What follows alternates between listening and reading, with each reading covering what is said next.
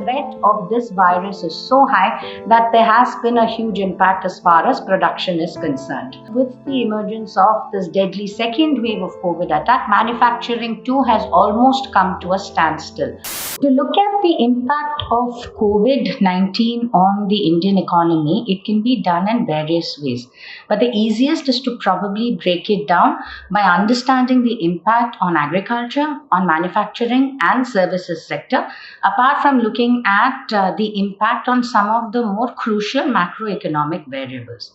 If we begin with agriculture, while agricultural activity has continued during the COVID time since it's considered essentials, what has happened is that there has been severe restrictions on movement of people, that is agricultural labor, and there have been a lot of constraints on your logistics, which has as a result driven up commodity prices and has made agricultural produce more expensive for the common man. So that has been the impact as far as agriculture is concerned.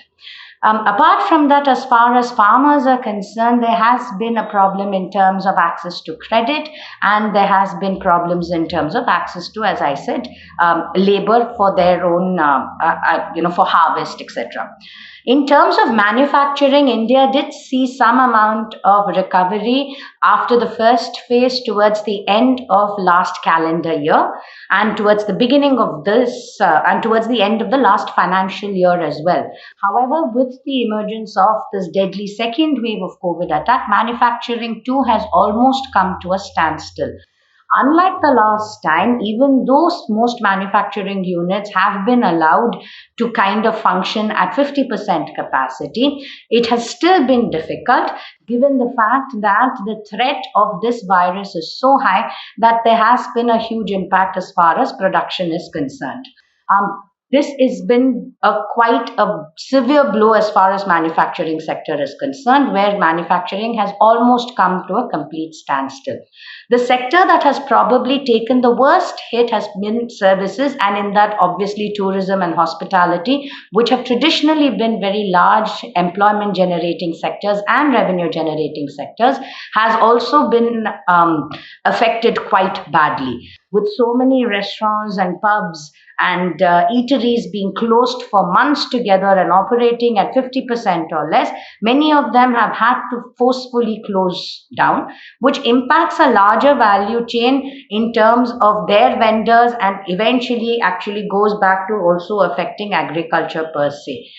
With so many sectors having been impacted, it is not surprising that your unemployment rate has actually climbed from a 6.8% as far as March last year to almost 8% this year. There has been a significant jump, and as per a recent CMIE report that has come out, a large part of your unemployment actually has come from your rural India, if you would, rather than urban India, indicating that the MSMEs have probably been hit the worst as far as their business is concerned, thereby leading to closure and thereby leading to unemployment. What is also interesting to note is there have not been any new job registrations that have happened. Obviously, amongst a crisis-ridden country, most employers are hesitant to actually commit to any kind of new employment. In terms of GDP, India already saw quite a sharp contraction last year as far as GDP is concerned. While the UN was hopeful of a growth of around 7.5% for this year, we must remember that any growth forecast, even if it were to be in double digits or high single digits for this year and next year, is only because of a very, very low base effect. Having said that, there is also an expectation of contraction of GDP for the current financial year to be close to 8%, which is quite significant and quite large. I think as one data point says, since 1957 or thereabouts. Once the health emergency, the immediate emergency wanes, the economy will continue to be very, very fragile and will therefore have to be looked at and have to be handled with a lot of care and sensitivity in order to make sure that the impact on the individual is not as drastic as one can expect it to be.